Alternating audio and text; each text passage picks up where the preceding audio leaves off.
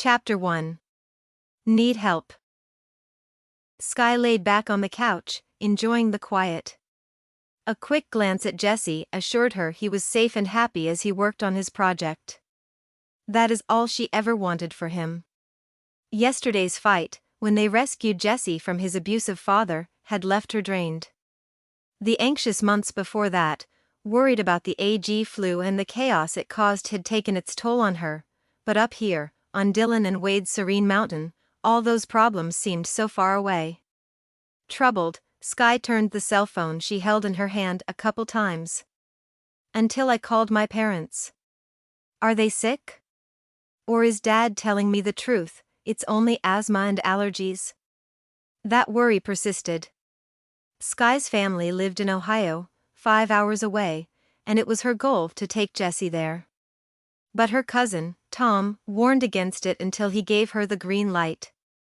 He was checking with his fellow police officers on the conditions along the road before he would declare it safe for her and Jesse to travel. Tom planned to call back within 2 days. The phone went around again, before Sky held it out to the others. Oh hey. Does anyone want to use the cell phone? Believe it or not, I've got 3 bars.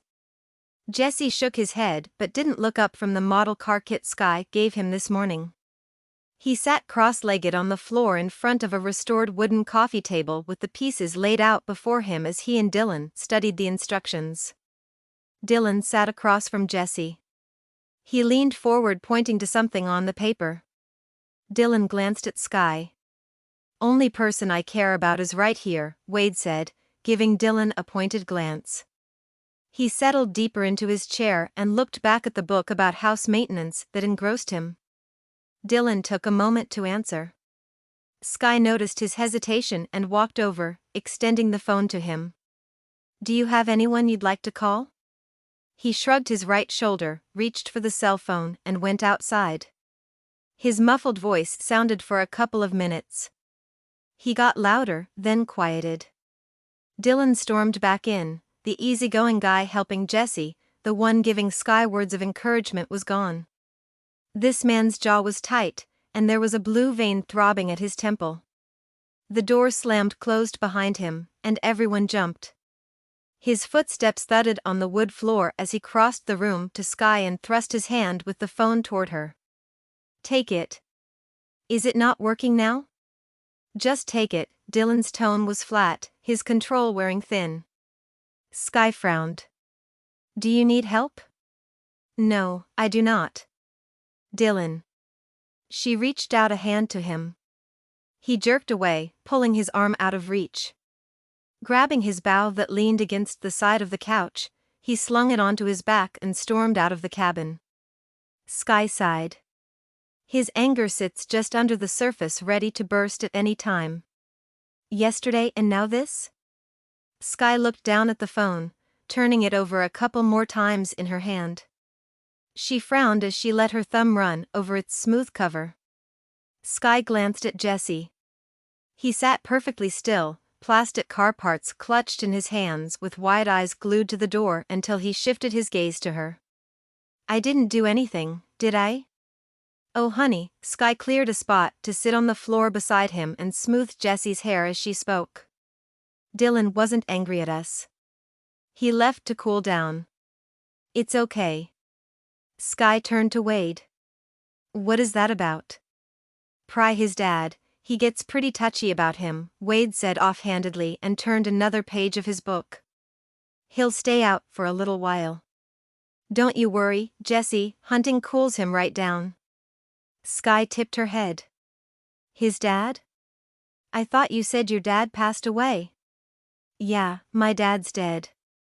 Dylan's ain't.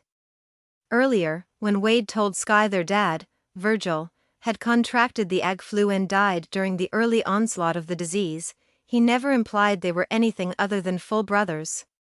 Please explain, Wade? Yeah, we got different dads. He laughed, delighting at her irritation. Not in the mood for his teasing, Sky rolled her eyes and sighed. Well, I was born first, then my ma stepped out on my dad, and Dylan was born. Sky took a deep breath and held it for a moment. Patience, patience. And was Dylan's birth father in the picture at all? Well, Wade dragged out the word, some. Seems Mom met his dad at a powwow and 9 months later, baby Dylan came along. Not that I minded, I was a bit lonely, anyway.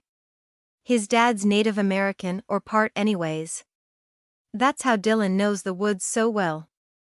His dad's into all that. Wade waved his hand.